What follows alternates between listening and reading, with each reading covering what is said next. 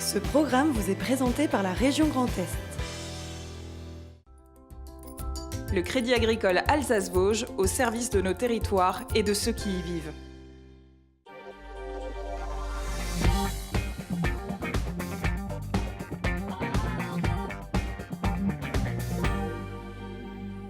Salut à toutes et à tous, installez-vous confortablement, vous êtes sur Alsace 20, 1 heure de direct, c'est 24 heures en Alsace, chaque soir de la semaine.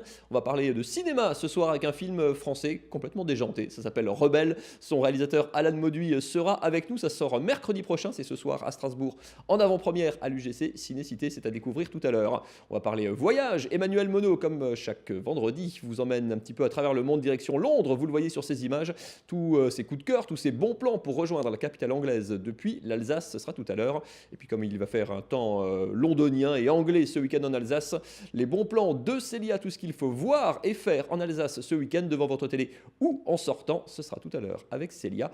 On commence bien sûr comme chaque soir par l'actu, le JT est présenté par Anna Britz.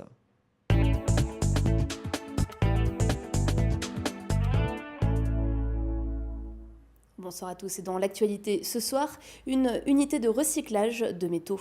Des centrales nucléaires pourraient voir le jour à Fessenheim. C'est un des projets proposés par EDF dans le cadre de la reconversion de la centrale. À Königshofen, chacun met la main à la pâte pour entretenir la folie végétale du Mühlbach.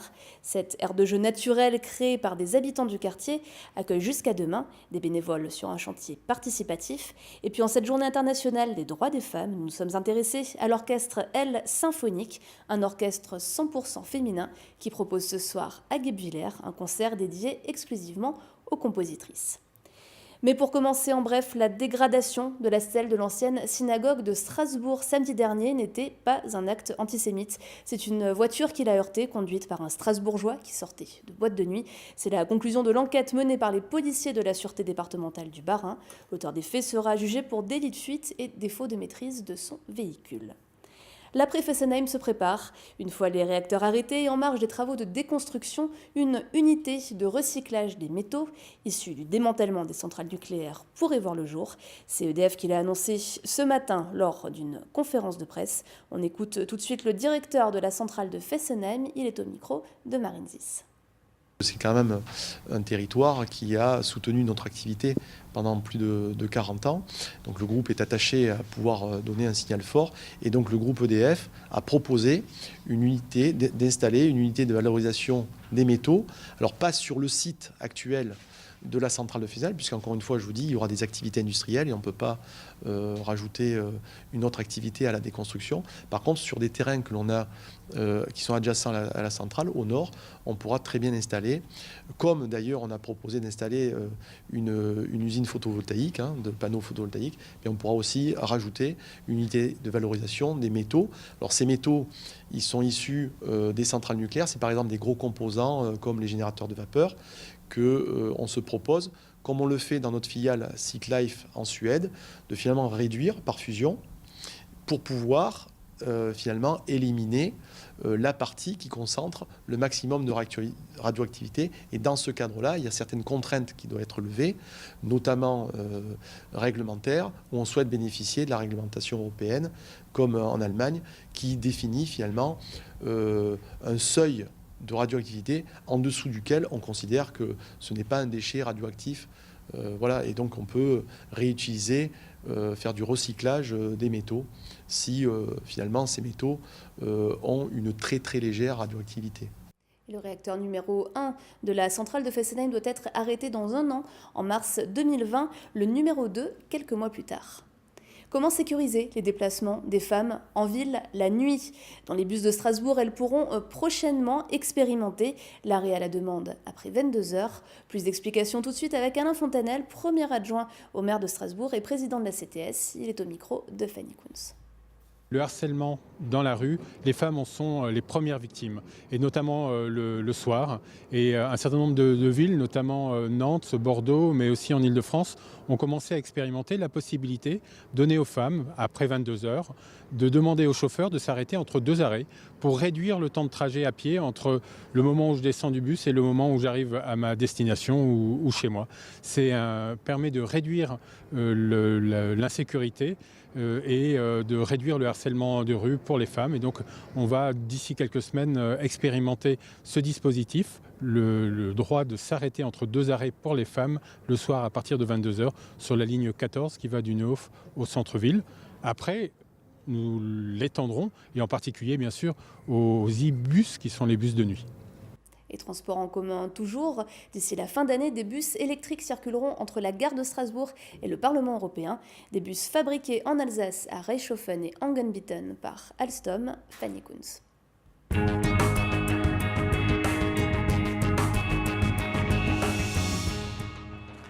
Elle est bleue, fait 12 mètres de long et pourra transporter jusqu'à 95 passagers à la fois. Son petit nom, Aptis. C'est la nouvelle navette qui reliera bientôt la gare centrale au Parlement européen en 12 minutes. Aptis est un bus 100% électrique et s'inscrit dans une démarche pour l'amélioration de la qualité de l'air du territoire. On voit bien que nos concitoyens sont très attentifs à la qualité du climat. Ils ont raison de l'être. Et ce bus apporte une innovation tout à fait remarquable dans ce qui est la qualité de l'air, je veux dire à travers son mode de propulsion qui est électrique. Je crois qu'il faut que nous réfléchissions les transports, non plus par rapport aux objets, mais par rapport aux usages, et qu'on soit le plus près de ce qu'attendent nos concitoyens. C'est, je crois, à cette condition-là qu'on limitera le nombre de gens qui continuent de prendre leur voiture, alors qu'en fait, il faut que nous arrivions à désaturer nos réseaux routiers pour limiter évidemment les pollutions. Il faut continuer aussi sur la première et deuxième couronne, il ne faut pas s'arrêter à Strasbourg. Il faut que nous réfléchissions aussi au transport à la demande, que nous accélérions les processus. C'est l'objet du Grenelle des mobilités dont on va parler maintenant pendant les 2-3 mois qui viennent très fortement, avec des propositions concrètes qui seront faites en lien avec la région, le département, l'État et la ville de Strasbourg et la métropole évidemment. La CTS devrait bientôt finaliser la commande d'une douzaine de véhicules, grande première en France pour une technologie construite localement par l'entreprise Alstom. Avec son plancher bas intégral, accessible à tout public, ses 3 grandes portes coulissantes et ses baies vitrées, la structure d'Aptis se rapproche de celle du tramway. On est sur une conception qui est à l'origine un peu une conception de tramway sur pneus. Donc on a une caisse qui permet d'avoir tous les équipements en toiture. Au-dessus, on a comme une forme de baignoire où on peut embarquer les batteries et tous les équipements électriques. Ça permet d'avoir tout le long du bus un châssis plat, donc une mobilité plus facile. En même temps, vous avez les roues qui sont complètement aux extrémités du châssis.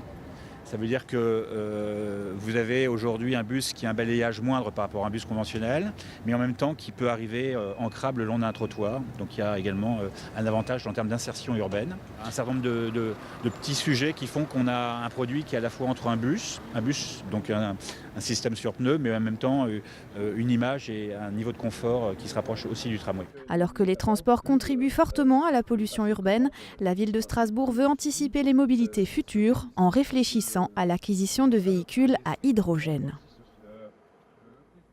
Dans le cadre de la Journée internationale des droits des femmes, de nombreux événements sont programmés aujourd'hui dans toute l'Alsace.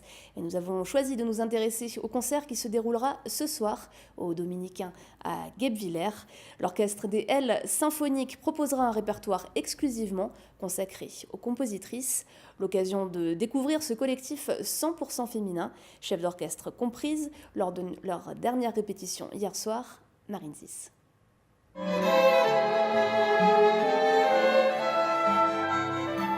Alors que les musiciennes ont aujourd'hui encore du mal à intégrer certains orchestres de renommée, ici, elles ont toute leur place. Même si un orchestre 100% féminin n'était pas forcément voulu au départ. En commençant le recrutement, je me suis aperçue qu'il n'y avait que des femmes. Au bout de 10 recrutements, je n'avais que des femmes. Et je n'ai pas inventé le concept de l'orchestre symphonique de femmes. Il y en a à Berlin, il y en a en Autriche, en Australie. Mais le fait d'avoir que des femmes, je me suis dit, allez, on va essayer. Et puis ça a fonctionné. Mais alors, quelle différence y a-t-il entre un orchestre exclusivement féminin et un orchestre mixte ?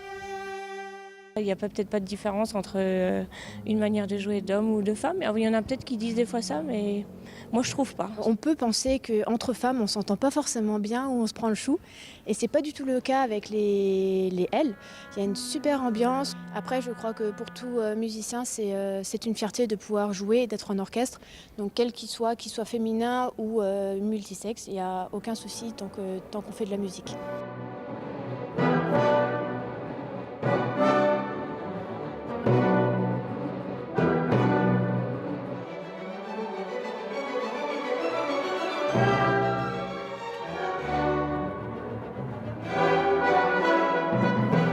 quarantaine de musiciennes françaises, mais aussi suisses et allemandes, composent l'orchestre, dont une majorité sont professionnelles. Elles se retrouvent 3 à 4 fois par an pour se produire en concert, comme ce soir par exemple au Dominicain à Guebwiller. Les ailes symphoniques interpréteront uniquement des œuvres de compositrices, tout un symbole pour cette journée des droits de la femme.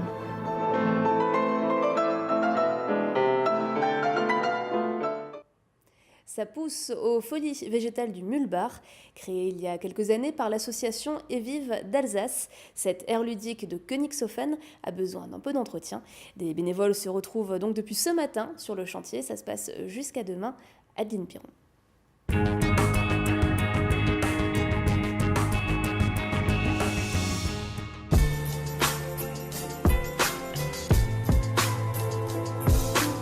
Grand ménage de printemps ce matin aux Folies végétales du Mulbar à Strasbourg. Pelles, râteaux et brouettes étaient de sortie, alors on s'active dans la joie et la bonne humeur, comme Pauline qui a mis de côté le temps d'une journée ordinateur et clavier. Elle s'attaque aux mauvaises herbes de l'air et parole de racines malheureuses, Pauline à l'œil. Il faut dire qu'elle désherbe taille et tresse ici depuis 3 ans. L'année dernière, j'avais participé au plessage qui était ici. Là, c'est vraiment quelque chose que j'avais trouvé vraiment très chouette. Et puis après, c'est vraiment une ambiance que j'apprécie. Ça fait vraiment du bien d'être dehors, de désherber des choses et voilà, on rencontre plein de gens avec qui on peut discuter. C'est sous les conseils avisés de Jacques de Temple que les bénévoles effectuent les travaux. L'objectif du site, c'est de redonner un peu de nature en milieu urbain, qui est trop minéralisé, qui est trop... chaque espace est exploité, surexploité, géré, surgéré. Voilà, ici c'est un endroit où on laisse un peu faire. Et c'est un endroit qu'apprécient surtout les familles qui ont des enfants en bas âge, parce qu'enfin il y a un endroit où ils peuvent jouer avec du bois, ils peuvent expérimenter, tester. Il y a même de l'aubépine qui peut piquer, il y a des petites choses comme ça. Et bon, ça c'est la vraie nature, quoi. C'est pas une nature aseptisée. Alors oui, dans ce parc, on se pique, mais surtout on s'amuse. C'est le cas de Mariam, Samy et Mouad.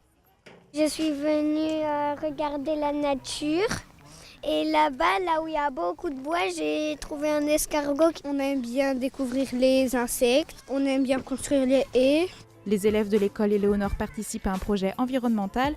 De retour dans leur cours de récré, ils créeront une zone refuge pour la biodiversité et une haie, à l'image de celle des Folies végétales du Mulbar, relève assurée.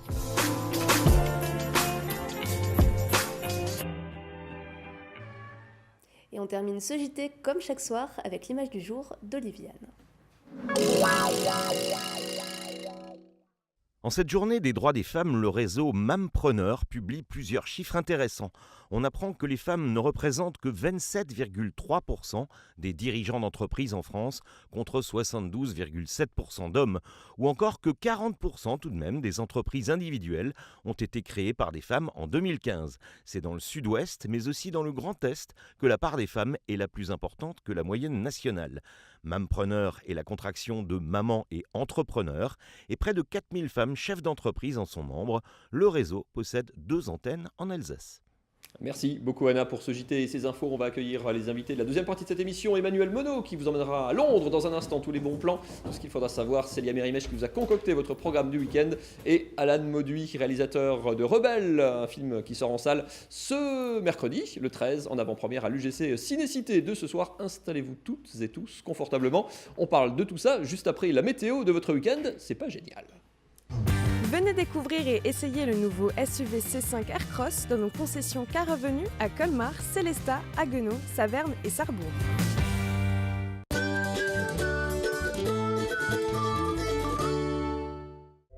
Bonjour à tous et bienvenue sur Alsace 20. Eh bien, c'est un samedi changeant et ce sera le cas dès votre réveil. Alors avec beaucoup de nuages du côté de Saverne ou Strasbourg, de la pluie si vous êtes dans le sud du Haut-Rhin, quelques petits passages nuageux avec quelques éclaircies tout de même près de Colmar ou Wissembourg, de la pluie chez nos voisins allemands et des éclaircies du côté suisse. Les valeurs matinales, eh bien il fera 7 degrés, ce sera la maximale à Wissembourg, 6 degrés partout ailleurs. On passe à votre après-midi, eh bien ça se gâte puisque la pluie envahira les 3 territoires, sauf si vous êtes près de Colmar, vous n'aurez droit à que quelques nuages. Les valeurs dans l'après-midi, eh bien il fera 13 degrés de Wissembourg jusqu'à Strasbourg en passant par Mulhouse, 12 degrés à Colmar et Saverne, 12 degrés également si vous êtes chez nos voisins allemands et 15 ce sera la maximale du côté de Prateln. Votre dimanche, eh bien toujours sous la pluie et sous les nuages, et les valeurs iront entre 12 et 13 degrés. En ce samedi, nous célébrons les Françoises. Bonne fête à toutes. Le soleil se lèvera à 6h55 pour nous dire au revoir à 18h24. Je vous souhaite un excellent moment sur Alsace 20. Vous retrouvez Célia, et quant à moi, je vous dis à la semaine prochaine.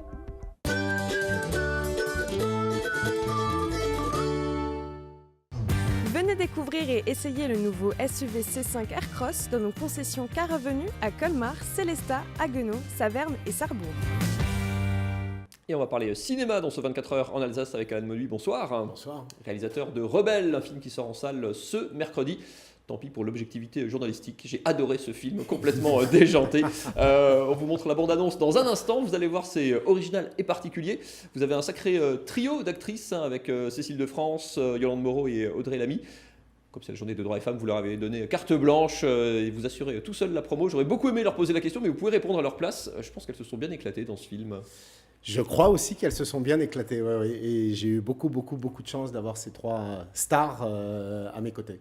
Alors Rebelle, ça s'écrit au féminin pluriel, hein. C'est la rencontre de trois filles, trois femmes, Sandra, Nadine et Marilyn, collègues dans une conserverie de poissons à Boulogne-sur-Mer. Elles se retrouvent un soir avec sur le dos un cadavre, un sac plein d'argent et la mafia belge bientôt qui rapplique. Et ben elles vont pas se démonter, bande annonce.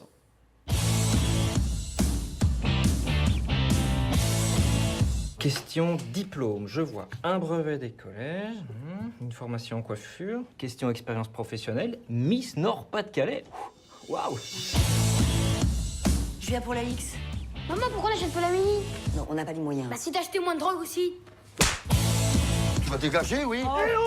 Ah! C'est nous qu'on n'a pas payé le loyer, c'est nous qui t'en tort. Tu peux comprendre ça? Tu peux commencer quand? Tout de suite. Ah! Putain! Ça va? Quel enfer! Attends de nettoyer la machine ce soir. Ouais, bah ça sera sans moi. Ça a toujours été une pétasse. T'es vraiment canon, tu sais.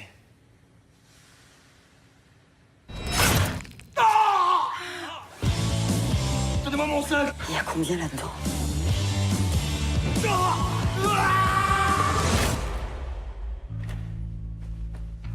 Il est mort. Oh, on a bien vu, merci. Le problème, c'est qu'il faudrait le sortir d'ici. On peut le sortir petit à petit, hein.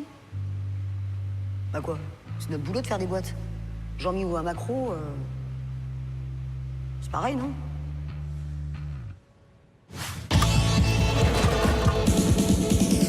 Jean-Mi a disparu avec le pognon des Belges. Pourquoi tu leur as pas dit? T'es con, quoi? Tu veux qu'il fasse des frites avec ma bite? C'est quoi tout ce fric? C'est rien, Dylan, va te recoucher. Faut vraiment te calmer, hein. Dis donc!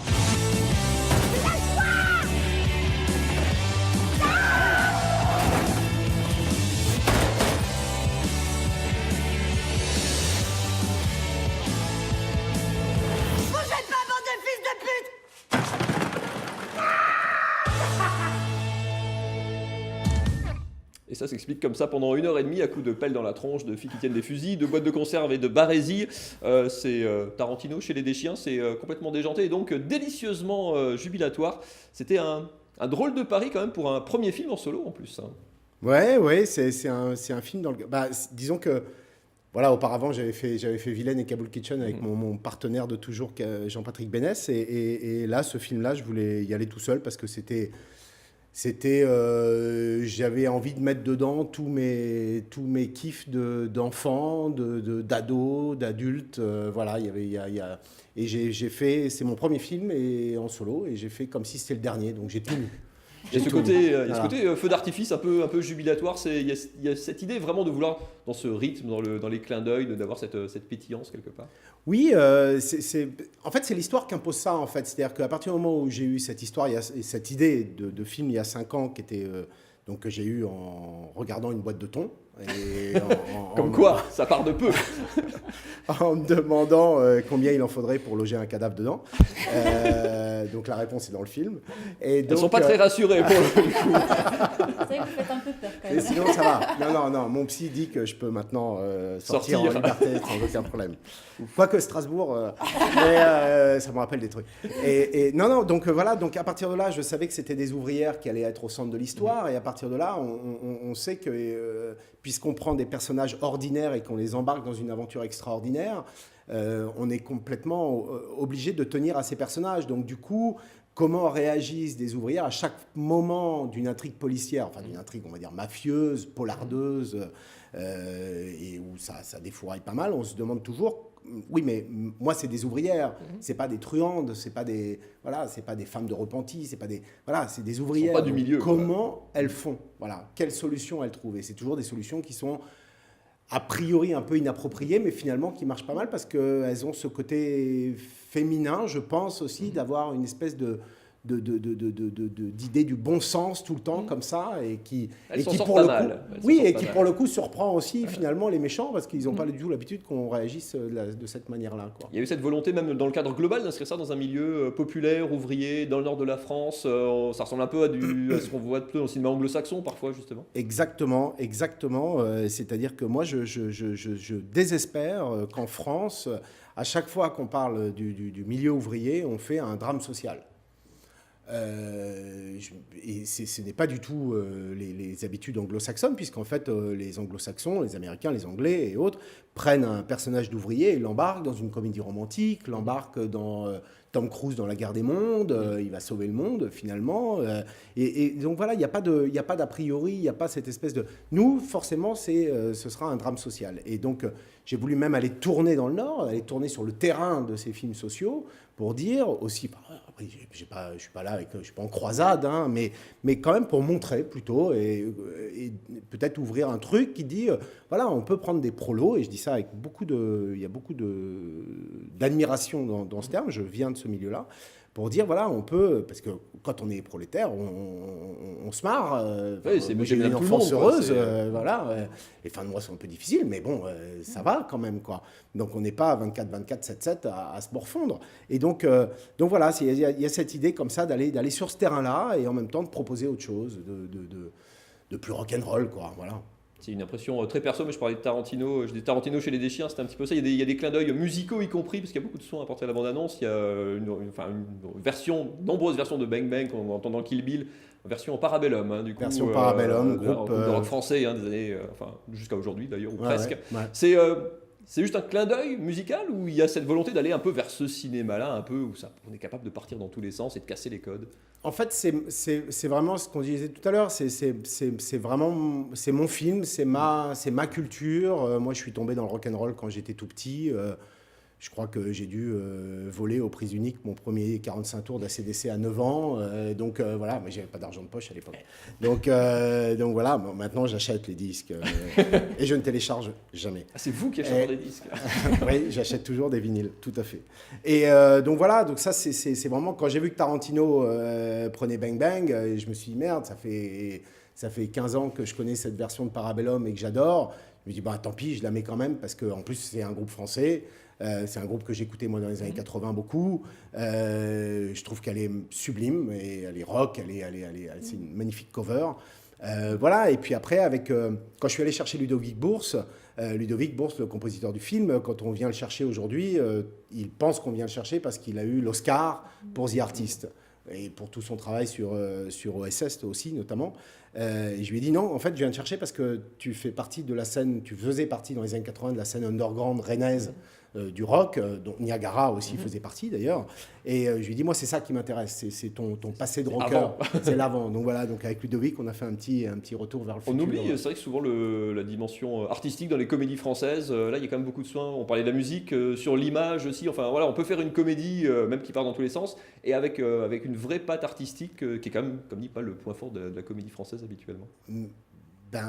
En fait, ouais, t'as vraiment raison, parce qu'en fait, je me dis toujours, je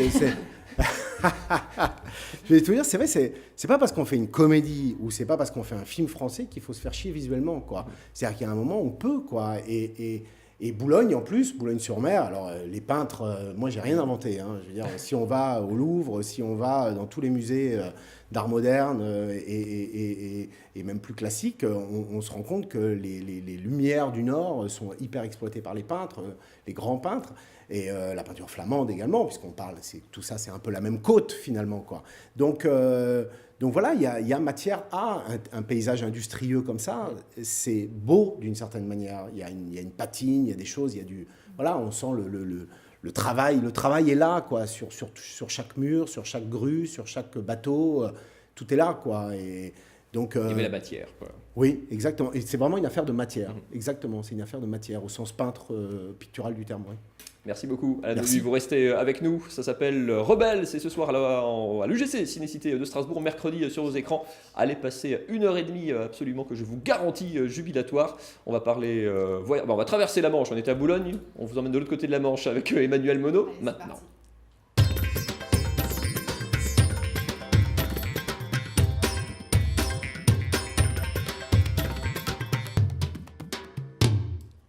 Direction Londres, Emmanuel, cette semaine donc.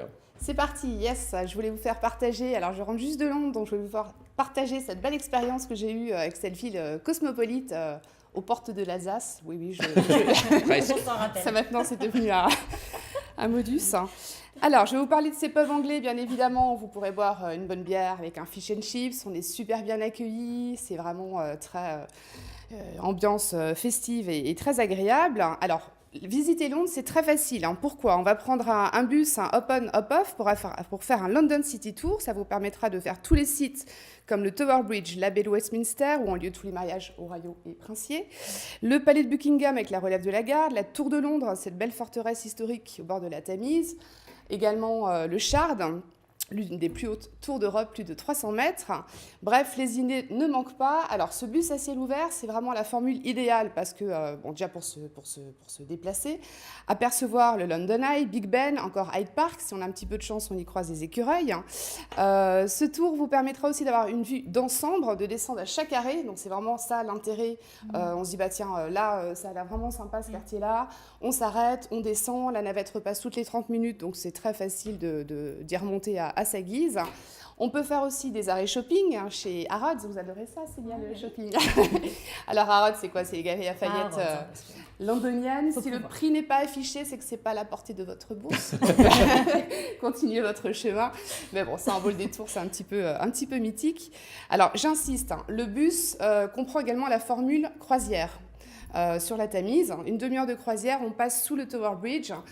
C'est quand même ce fameux pont de Londres avec ses deux grandes tours aux allures de château fort. C'est assez exceptionnel. Ça, c'est les monuments, on va dire, classiques qu'il ne faut pas manquer. Il y a des quartiers sympas aussi. Que vous oui, alors c'est vrai qu'ils sont nombreux, tous ces quartiers sympas à Londres. Alors, allez absolument à Chinatown. Chinatown, pourquoi ? Vous allez être complètement déboussolé. On arrive, c'est plein de lanternes rouges, c'est des restaurants chinois les uns à côté des autres, les canards laqués qui pendent en vitrine.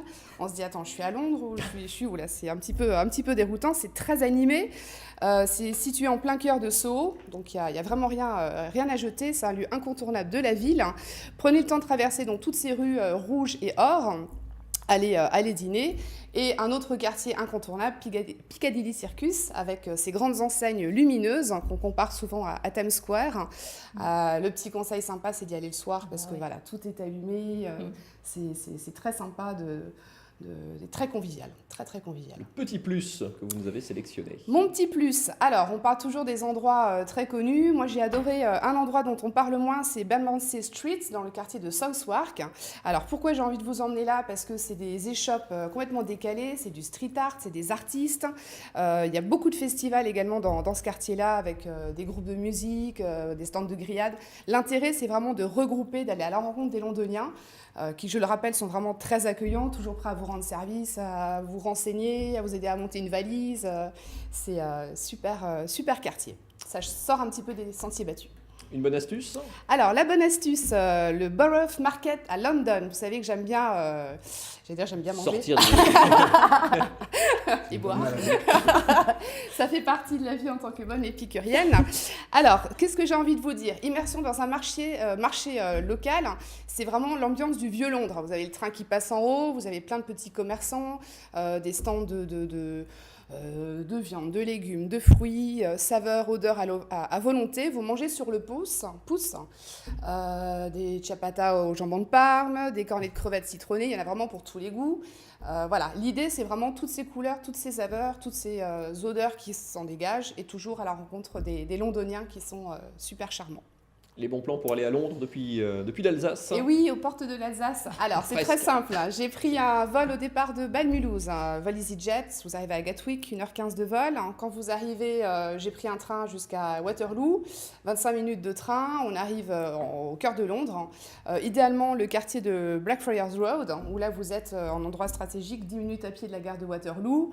Et c'est vraiment l'endroit stratégique après, voilà, pour se balader en métro, prendre un bus, marcher. On marche beaucoup à Londres. Donc des bonnes chaussures, paires de baskets. Et bien manger, impeccable. Exactement. Merci beaucoup Emmanuel, vous Avec êtes plaisir. pareil, vous avez toutes les infos et vous retrouvez surtout toutes les infos à l'adresse qui s'affiche ici, automobile-club.org. Merci beaucoup Emmanuel, à la semaine prochaine. Plaisir. Allez, on va parler du programme de votre week-end avec Célia, c'est juste après cette page de pub, à tout de suite.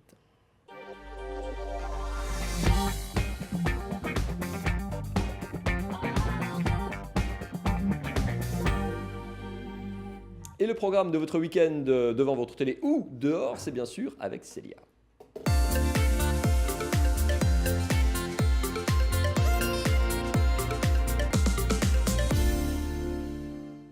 Bonsoir à tous. Alors avoir à faire, je le répète rapidement, avoir c'est tout ce qu'il ne faut pas rater sur l'antenne d'Alsace 20 et à faire c'est quelques idées sorties pour le week-end. Alors on commence par les programmes Alsace 20 du week-end justement et on réveille le musicien qui est en nous les gars avec une programmation mélodieuse et rythmée à commencer par un nouveau documentaire inédit et coproduit par Alsace 20. Ça s'appelle Exact Musique.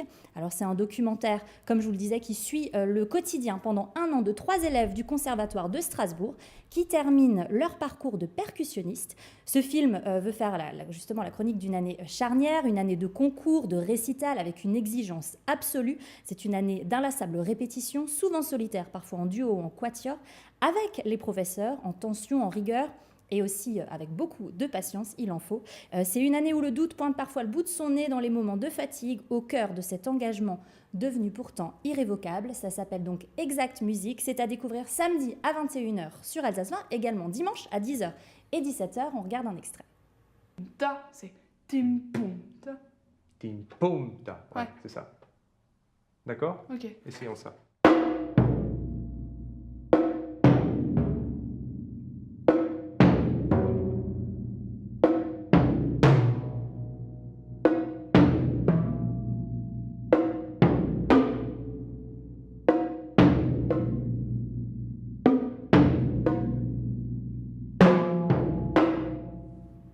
Et c'est pas tout pour la musique, Célia, vous en avez encore. Effectivement, Mathieu. Vous pouvez aussi profiter d'un magnifique concert de piano dimanche soir. Ce sera à 20h45 sur Alsace 20 avec la prestation de la jeune prodige sud-coréenne Yo Eun Park au concours international de piano d'Épinal. Alors, je vous propose également un extrait. Écoutez.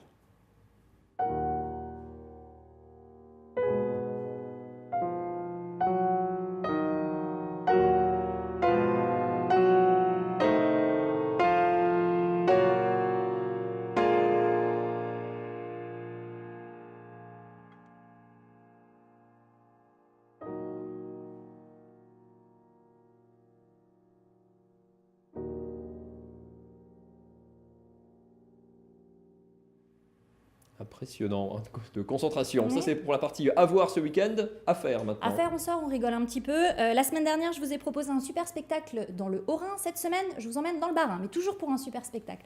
Direction le Zénith de Strasbourg. Ce sera ce samedi 9 mars à 20h. Et en plus, tu y seras, toi, Emma. Il y a Jeff Panaclock et son superbe pote Jean-Marc qui envahissent la scène du Zénith de Strasbourg. Vous savez qui est Jeff et qui est Jean-Marc? Oui. Jeff, c'est donc le monsieur qui met la main et donc Jean-Marc, c'est l'autre. Voilà, après une tournée triomphale de 3 ans pour leur premier spectacle, un burn-out, une thalasso et plusieurs délits de fuite, Jeff et Jean-Marc reviennent dans de nouvelles aventures. De nouveaux personnages font également leur apparition. Alors, il n'y aura pas que Jean-Marc, justement. C'est des personnages tout aussi déjantés les uns que les autres. Ce nouveau spectacle qui s'intitule Jeff Panaclock contre-attaque, c'est donc à découvrir demain samedi. Il reste des places, alors n'hésitez pas à aller sur le site du Zénith Strasbourg qui s'affiche juste ici. Et moi, ce que je vous propose, c'est de regarder la bande-annonce. Avez-vous déjà réalisé vos rêves?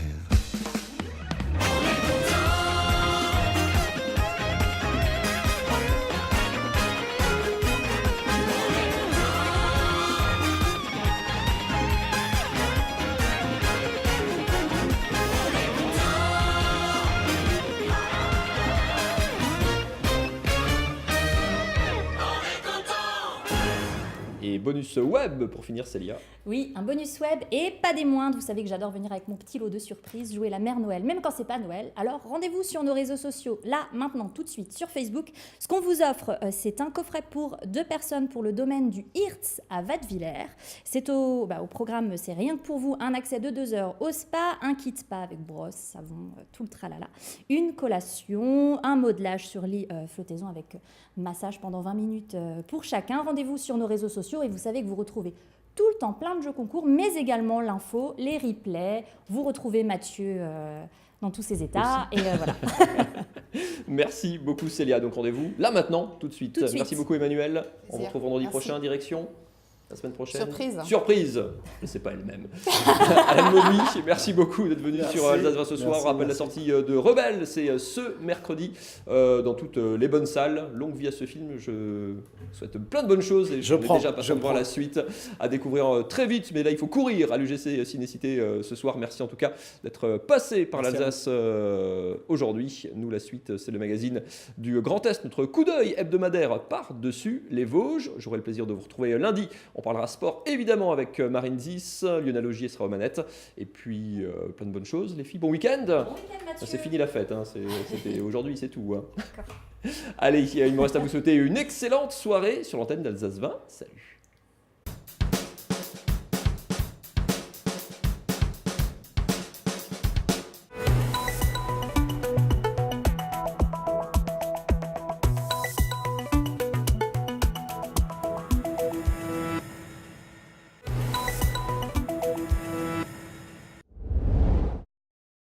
Ces visages sont ceux de quelques-uns des 300 jeunes raflés par la Gestapo les 2 et 5 mars 1943 à Nancy. Convoqués dans le grand salon de l'hôtel de ville pour une visite médicale en vue du STO, le service du travail obligatoire, ils ont été capturés pendant leur quartier libre par les soldats de la Wehrmacht. 76 ans après cette chasse à l'homme, 600 jeunes du Grand Nancy ont entrepris ce mardi un parcours mémoriel sur les traces de ces déportés. Ce parcours est possible parce que le nazisme a été vaincu et parce que les témoins, ceux qui sont revenus de déportation ou ceux qui ont été relâchés après la rafle, ont accepté de témoigner. Religieusement, collégiens et lycéens écoutent les douloureuses histoires de jeunes de leur âge au destin fauché par la barbarie hitlérienne. C'est vraiment très très impressionnant, donc c'est super, il faut continuer pour les années prochaines. C'est surtout très impressionnant parce qu'on se dit quand même c'était des élèves qui étaient comme nous en fait, qui se promenaient juste et qui voulaient juste passer du bon temps entre amis. Et du jour au lendemain, en fait, leur vie elle a basculé et c'est important de garder ça en mémoire, quoi. Un devoir de mémoire essentiel, tant la parole des rescapés de l'Allemagne nazie tend à s'éteindre. Engagé dans la résistance, Stéphane Lewandowski fut, comme les raflés de Nancy, envoyé au camp de concentration de Mauthausen en Autriche. À 93 ans, il est rassuré de voir une nouvelle génération prendre la relève. Je suis satisfait justement de l'ampleur que prend ce parcours. C'est-à-dire que les jeunes, en principe, sont intéressés par ces événements qui se sont passés à l'époque, c'est-à-dire en 1943, à des jeunes qui avaient à peu près leur âge.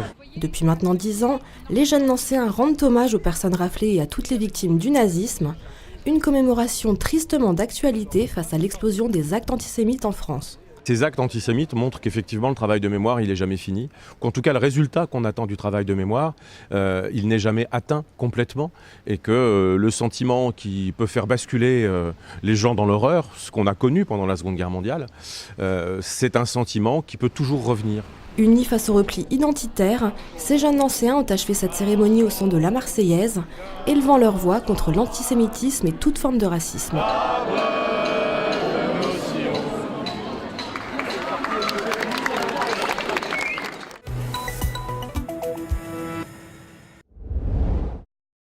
Se rencontrer, discuter, débattre, partager. Pendant un mois, lycéens et apprentis du Grand Est sont encouragés à mener une réflexion autour du rôle que jouent les réseaux sociaux. Si ces derniers sont de véritables outils de communication, ils représentent parfois aussi un danger. Au cœur de ce nouveau mois de l'autre, des sujets tels que le harcèlement et le cyberharcèlement, le droit à l'image, la liberté d'expression ou encore le racisme et l'antisémitisme. Les jeunes, non seulement débattent avec respect, se saisissent des sujets et comprennent toute l'importance, parce qu'ils savent aussi que finalement, ils représentent l'avenir et c'est aussi notre responsabilité. Cette lutte contre le racisme et l'antisémitisme passera inévitablement par l'éducation. Et c'est avec émotion que les élèves et leurs encadrants ont lancé cette 15e édition du Mois de l'Autre ce matin. Né en 2004 suite à la profanation des cimetières juifs en Alsace, ce mois fut créé pour lutter notamment contre l'antisémitisme. Un contexte malheureusement toujours d'actualité 15 ans après. Les jeunes sont plus, comment on peut dire, sensibles que nous le croyons aux paroles de l'autre. Ils réagissent le plus souvent bien. Et j'espère que le message que je leur ai donné est un message qu'ils vont retenir, à savoir que dans l'image de l'autre, on retrouve son image. Et si ils démolissent l'autre, ils démolissent leur image. C'est l'image morale, c'est l'image physique, c'est l'image de tout ce qu'on peut faire, qu'on soit croyant ou qu'on ne soit pas croyant. Comme Marie, des jeunes ont participé au voyage d'études au camp d'Auschwitz-Birkenau, une expérience marquante qu'ils ont partagée avec leurs camarades. Dans le cadre de ce mois de l'autre et pour apprendre à s'engager contre le harcèlement, d'autres élèves ont créé un jeu, Stop Harcèle. Le harcèlement est en effet une des problématiques majeures des établissements scolaires. On a bien sûr, comme dans beaucoup d'établissements, des incivilités et puis des incidents. Alors la pratique essentielle dans ce lycée, c'est déjà le dialogue, c'est de faire comprendre, c'est d'entendre pour quelles raisons on agit comme ça, et puis de réparer. Alors on peut aller bien sûr jusqu'à la sanction quand on n'arrive pas à faire réagir le jeune concerné. L'an passé, l'événement a rassemblé 100 000 participants de 15 à 29 ans.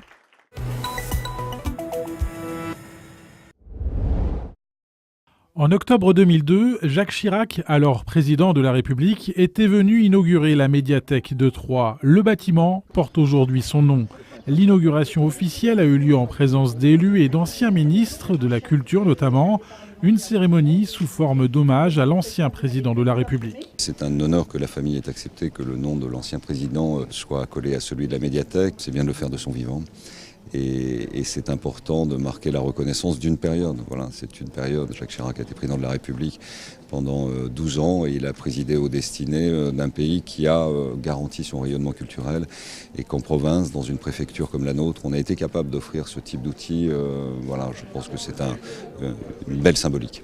Jacques Chirac était un homme de culture et un homme d'histoire, c'est-à-dire un homme sur la longue période.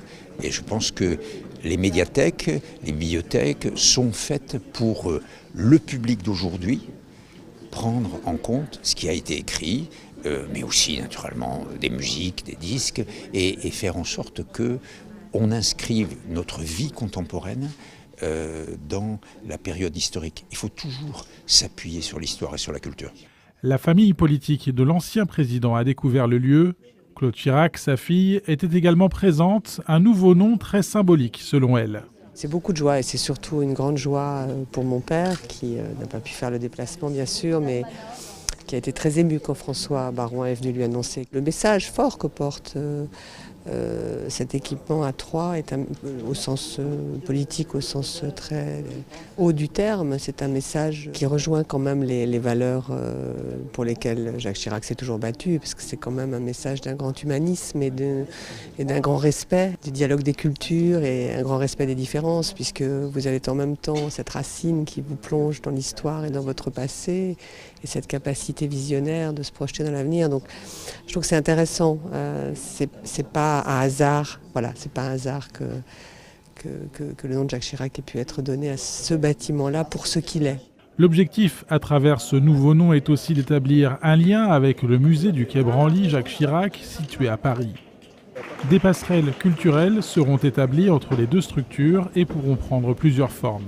Ça peut être des expositions extraordinaires, ça peut être des conférenciers sur les deux mêmes sites, ça peut être des partages d'informations, la possibilité aussi sur l'enseignement supérieur d'essayer de trouver, de créer des liens grâce à la puissance et au rayonnement international du musée Chirac, du musée Branly. Donc c'est tout cela qu'on va essayer de mettre en forme dans les mois et dans les années qui viennent. Le musée Branly, c'est vraiment le musée des arts premiers, qui est une ouverture global à toutes les cultures, qui est un message de paix également. Et ici, on a un patrimoine culturel qui peut être assez unique en province. Les générations de Troyens qui se succéderont permettront d'avoir accès à une dimension culturelle internationale hors norme. Donc c'est, je pense, une grande chance pour cet outil culturel. À la suite de la cérémonie s'est tenue une discussion avec les étudiants troyens de l'école de commerce au sein de la médiathèque Jacques Chirac. Le thème « Culture et civilisation », tout un symbole.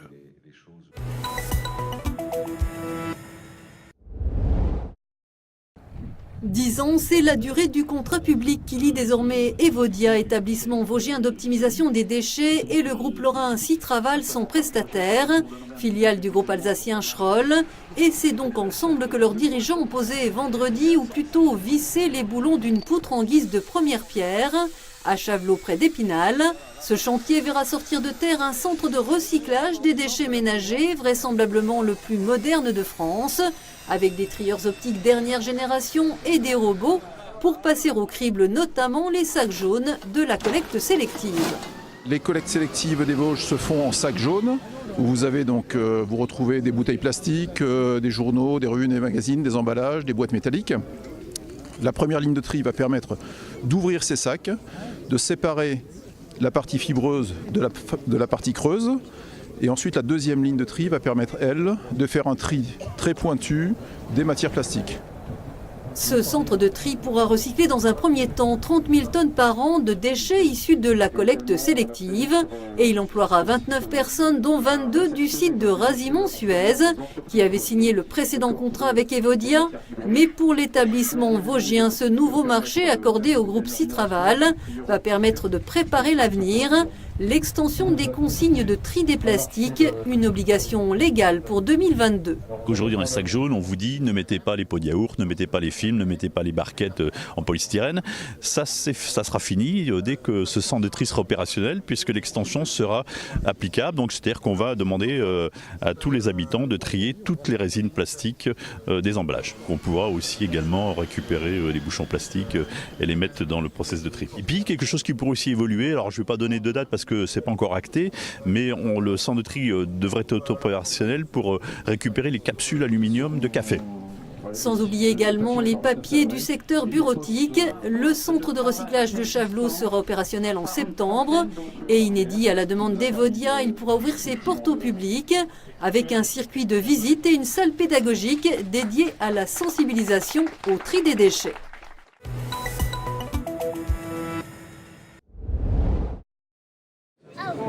Un moment forcément un peu particulier, le retour au pays des militaires spinaliens et les retrouvailles avec les familles. La 4e compagnie du 1er régiment de tirailleurs vient de passer 4 mois en opération au Mali avec ses VBCI, des véhicules blindés de combat d'infanterie pour lutter contre des groupes terroristes.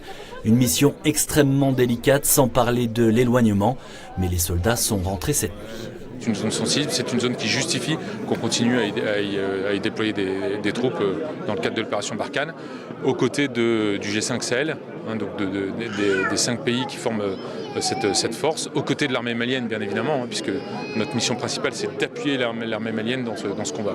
C'est toujours important pour un soldat de rentrer au pays, c'est toujours important de retrouver sa famille aussi. Oui, bien entendu. Vous avez vu, il y a quelques familles qui sont là ce matin. Ils sont rentrés très tard cette nuit. Donc la plupart, en tout cas ceux qui habitent Épinal et la garnison d'Épinal, ont déjà pu rentrer chez eux. Ceux aujourd'hui, ils ont quelques formalités à faire et puis ils vont prendre des permissions bien méritées. Est-ce que tu es au Mali ce soir? Non, il ne va pas au Mali ce soir. Ce soir, c'est terminé. Il reste à la maison. Voilà. En fait, on se reconnecte un peu à notre vie civile, notre vie familiale, on retrouve nos proches. Vous savez, c'est un peu comme quand on part en voyage un peu longtemps et qu'on a du plaisir à retrouver tous les gens qu'on aime, que ce soit la famille proche, la famille privée, que la famille tirailleurs, les gens qu'on n'a pas vus effectivement depuis 4 ou 5 mois parfois. C'est difficile à gérer au début, mais on finit par prendre des habitudes un peu toute seule et du coup, on se trouve des repères un petit peu. On peut donner des nouvelles. Après, c'est mieux aussi de ne pas trop en donner parce que c'est assez difficile pour elle qui est déjà en France, toute seule, de gérer ça. Donc si en plus je rajoute du stress, etc., c'est assez compliqué. C'était votre première opération? C'est ma première opération. Et là, le retour, alors vous ressentez quoi? Super heureux. Super heureux. Marquez le pas. Marche. Un repos bien mérité donc, quelques semaines de permission avant de reprendre l'entraînement, sachant qu'un nouveau départ vers le Mali est d'ores et déjà prévu pour le mois de juin.